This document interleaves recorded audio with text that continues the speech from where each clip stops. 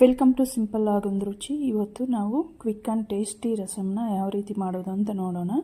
ಒಂದು ನಿಂಬೆಹಣ್ಣಿನ ಗಾತ್ರದಷ್ಟು ಹುಣಸೆಹಣ್ಣನ್ನ ತಗೊಂಡು ಚೆನ್ನಾಗಿ ತೊಳ್ಕೊಂಡು ಇದಕ್ಕೆ ಒಂದೆರಡು ಟೊಮೆಟೊ ಹಣ್ಣನ್ನು ಸೇರಿಸ್ಕೊಂಡು ಒಂದು ಅರ್ಧ ಟೇಬಲ್ ಸ್ಪೂನಷ್ಟು ಉಪ್ಪನ್ನು ಹಾಕ್ಕೊಂಡು ಒಂದು ಅರ್ಧ ಗಂಟೆ ನೆನೆಯೋದಕ್ಕೆ ಬಿಡೋಣ.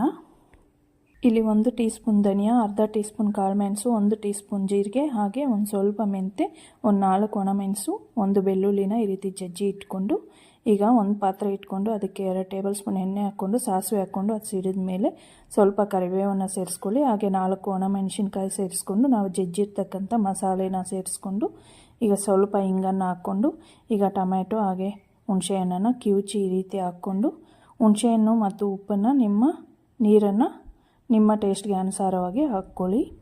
ಇಲ್ಲಿ ಸ್ವಲ್ಪ ತುಪ್ಪ ಹಾಕ್ಕೊಂಡು ಮೇಲೆ ಕೊತ್ತಂಬರಿ ಹಾಕ್ಕೊಂಡು ಒಂದು ಕುದಿ ಬರೋವರೆಗೂ ಕುದಿಸಿದ್ರೆ ಟೇಸ್ಟಿ ರಸಮ್ ರೆಡಿ.